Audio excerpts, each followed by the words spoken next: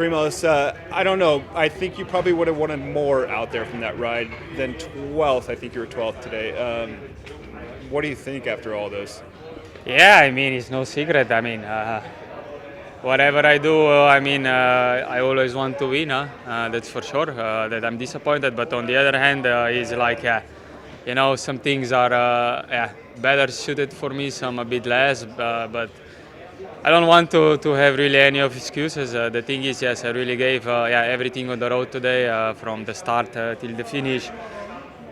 Oh, it was really tough. I was really suffering. Obviously still a bit tired from Vuelta or something. It was really hard to push myself the way you needed to for this kind of time trials. But just glad that I finished. How did you come out of the Vuelta? Because you were saying that you were a bit sick when we last spoke there in Madrid.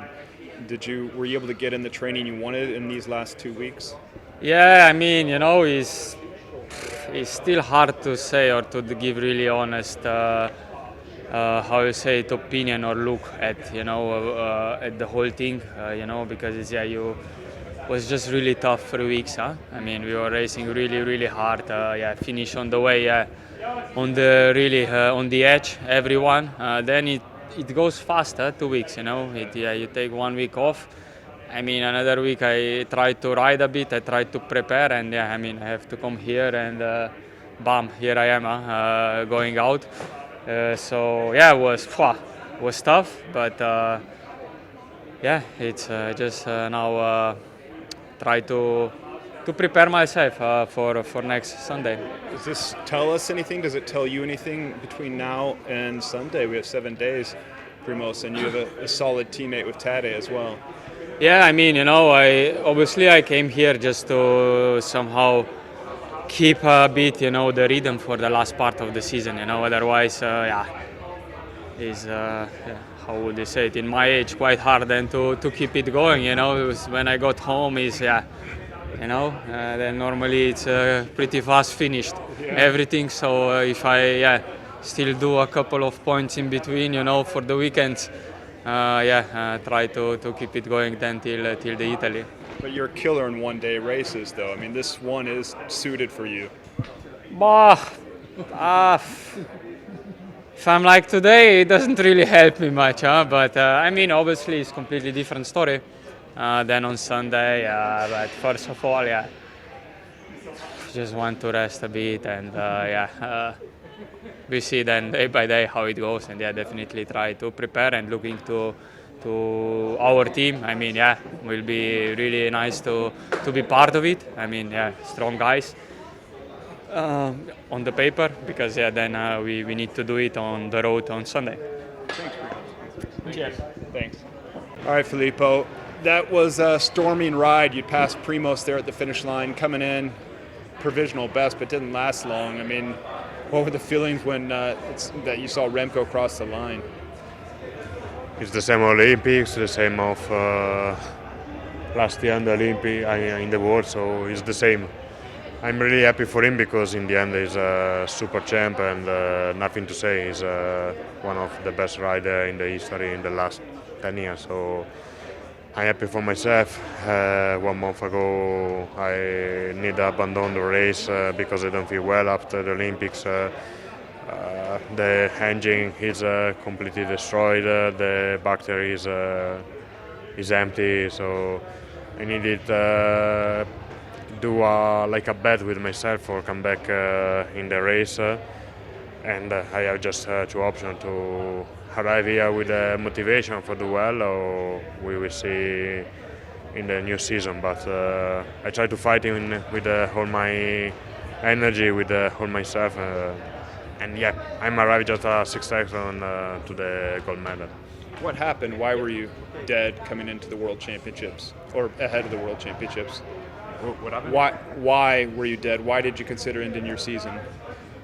Because when you lose the wheels to 10k, even more, 50k to go in the group, 170 rider is not the maximum. So I feel really empty with the legs, and it's not the best feeling for the rider. So I feel like the amateur in the pro rider group, so it's not the same. But yeah, in the end, I try to be focused to my objective, to do an amazing performance, and to arrive here with good feeling. So I think to have do an amazing performance, I think to have do a good race, and we come back at home with another silver medal. Was the parkour a little hard also with the climb? No. Okay, thank you.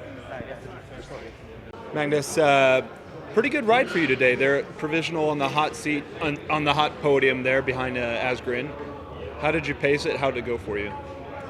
It was a really fast course today. It was tailwind from the start, so I tried to pace it aggressively, but also still having a bit in the tank for that climb and that last straightaway along the lake.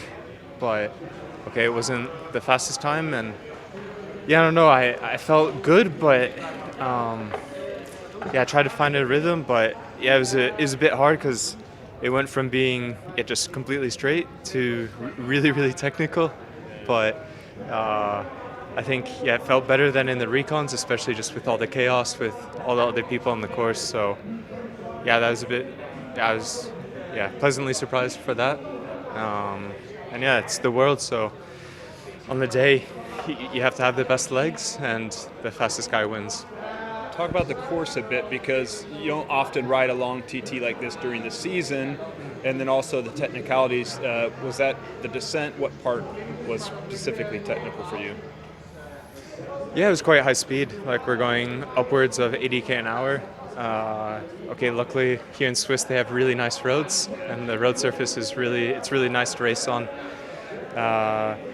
But I did a few longer time trials, and I think that was all kind of like building towards this, also with the Olympics, the Giro time trials. So I thought, I've spent a lot of time racing on the time trial bike this season. So although I didn't do a ton of work on the bike the past couple of weeks, I had a lot of confidence just with the time I spent this entire season on it. But it is one of the longer time trials that I've done. So again, it's another step forward in my career, and again, I wasn't the quickest, but I just have to keep on trying. And just comment a bit on both your U.S. teammate McNulty, what you see from him out there so far, and then your trade teammate Ganna's on a ripper. Yeah, I saw that Filippo, he had one of the quickest times.